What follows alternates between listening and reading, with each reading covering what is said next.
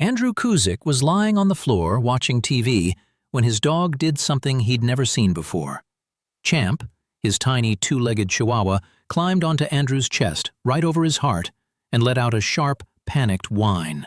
Andrew tried to shrug it off until his chest tightened and he realized this isn't discomfort, this is danger. At the hospital, doctors said he was facing what many people call the widowmaker, a heart attack that often gives little warning, and Andrew says it plainly. Without Champ, I wouldn't be here.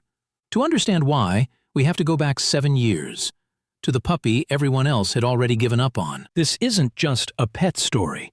It's about a puppy people called Broken, and the quiet, ordinary man who refused to let him be thrown away. And then, one night, that little dog returned the favor in a way that still gives people chills. If you've ever loved a rescue, or you've ever had a dog that felt like family, tap subscribe. Stories like this remind us what really matters. 7 years earlier, a tiny Chihuahua was born different. He didn't have his front legs. To the people around him, that was a problem they didn't want to deal with. They decided he wouldn't have a real chance at a good life, and they planned to have him euthanized before he ever got a chance to grow up. For a moment, it looked like nobody was going to fight for him. Then Andrew heard about the puppy. Andrew and his wife Pamela lived in Locust Grove, Georgia. They weren't rich or famous, just good people with a soft spot for animals no one else wanted. Andrew always had a soft spot for small dogs, especially the ones people label too much. And their home already had pets with special needs. Every one of them had a story. So when Andrew heard this tiny puppy had a date on the calendar, he didn't debate it. He didn't say, "Let me think." He just showed up. And when he got there, he looked at the people who had already decided the puppy's fate, and he said, plain and firm, "No, you're not." Andrew took the puppy, wrapped him up, and carried him out like he was something precious.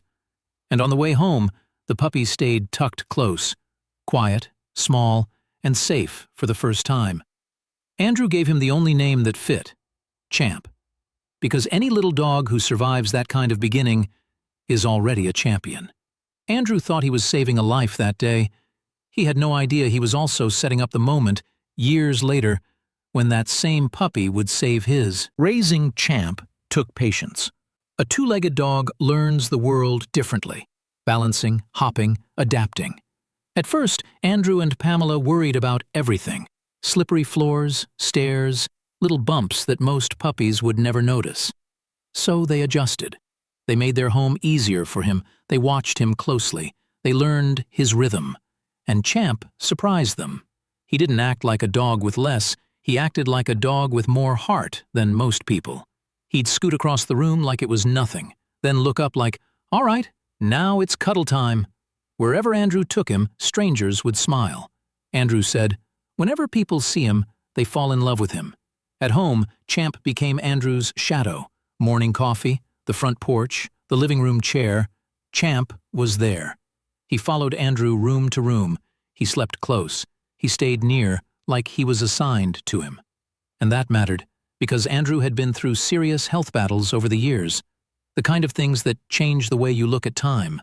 The kind of things that make you hold your loved ones a little tighter. And thank God for every ordinary day. During those hard seasons, Champ became what Andrew called a pillar, right alongside Pamela and his faith.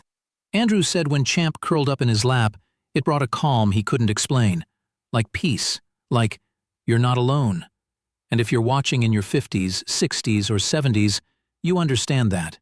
Life changes, your body changes, and the small comforts start to mean everything.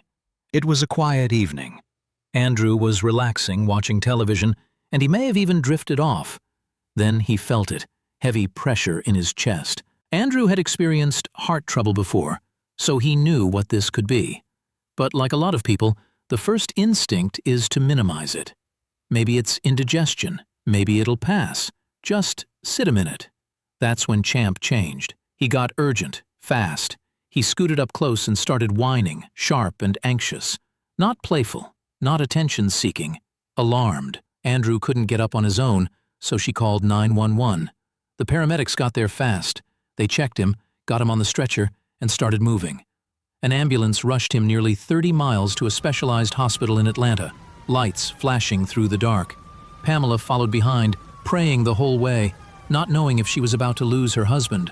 At the hospital, doctors found a major blockage in a main artery supplying the heart, the kind of event that can take a life fast. Andrew was taken into emergency surgery, and during the procedure, his heart stopped. Not once, twice. Twice the team brought him back. Andrew survived, and he believes he survived because Champ sounded the alarm before it was too late. When Andrew finally woke up, weak, sore, but alive, his mind kept going back to one thing: Champ. Because without that warning, Andrew believes he would have waited. And with something this serious, waiting can cost minutes you don't have. When asked if he would have gotten help without Champ, Andrew's answer was simple: no, not at all. And think about that for a second. This wasn't a trained medical service dog.